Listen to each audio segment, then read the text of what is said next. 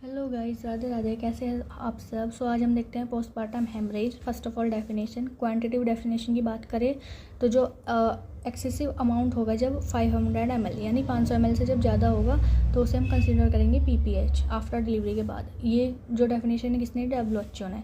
और क्लिनिकल की बात करें तो उसमें ब्लीडिंग के साथ साथ अगर जैसे पल्स रेट जो है वो इंक्रीज़ हो जाएगी, बीपी जो है वो लो हो जाएगा। तो ये है क्लिनिकल डेफिनेशन। अब बात करते हैं एवरेज ब्लड लॉस की। अगर बात करें तो जो वेजाइनल डिलीवरी के बाद है वो मैक्सिमम 500 यानी 500 ml ही जो है ब्लड लॉस होना चाहिए, और सिजेरियन डिलीवरी के बाद 1000 होता है।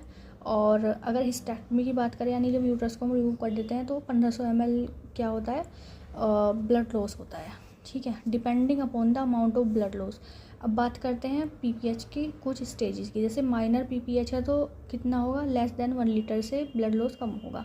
मॉडरेट या मेजर की बात करें तो 1 लीटर से ज़्यादा होगा, और सीवियर की बात करें तो 2 लीटर से ज़्यादा होगा। इंसिडेंट की बात करें तो 4 से 6% ऑल डिलीवरी में देखने को मिलेगी। अब बात करते हैं इसके टाइप्स।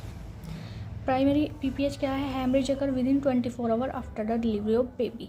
ये क्या होगा कि 24 आवर्स तक आपको देखने को मिलेगा, और ये मेजॉरिटी ब्लीडिंग जो स्टार्ट होगी वो मतलब डिलीवरी के 2 घंटे बाद से ही आपको देखने को मिल जाएगी। इसके भी कुछ टाइप हैं। Third, haemorrhage bleeding. इसमें क्या होगा, जब तक जो प्लेसेंटा का एक्सपेंशन नहीं होगा उससे पहले ही ब्लीडिंग हो जाएगी। और इसमें क्या होगा, after the expression of the placenta, यानी एक्सप्रेशन ऑफ द प्लेसेंटा के बाद ही ब्लीडिंग स्टार्ट होगी। फिर बात करते हैं सेकेंडरी पीपीएच की। Haemorrhage occur beyond 24 hours within puerperium, और 24 आवर्स से 42 डेज। यानी ये ब्लीडिंग आपको कब देखने को मिलेगी? 24 से लेकर 52 डेज तक देखने को मिलेंगी। इसे हम इसलिए ही डिलेड और लेट प्यूपेरियम हेमरेज भी बोलते हैं। अब बात करते हैं कोजेस की।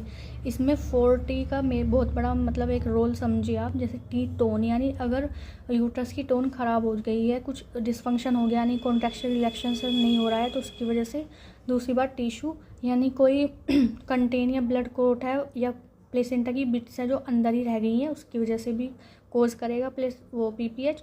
और कोई ट्रोमा है यानी इंजरी हो गई है कोई जेनिटल ट्रैक्ट में, उसमें भी क्या है ये देखने को मिलेगा। या थ्रोम्बोविन यानी कोगुलोपैथी हो गई है या ना ब्लड कोगुलेशन डिसऑर्डर है कोई, उसमें भी ये देखने को मिलेगा। अब बात करते हैं एक्टोनिसिटी यानी ऑफ द यूट्रस। 80% आपको यही केस में ये देखने को मिलेगा। ठीक है, ये बहुत कॉमन है।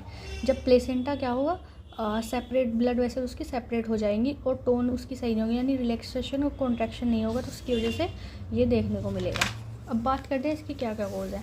इसमें आपको कॉज देखने को मिलेगा जैसे grand multipara, more than 5-6 child हो उसके। ठीक है, उसके बाद ओवर डिस्टेंशन हो यूट्रस में, माल न्यूट्रिशन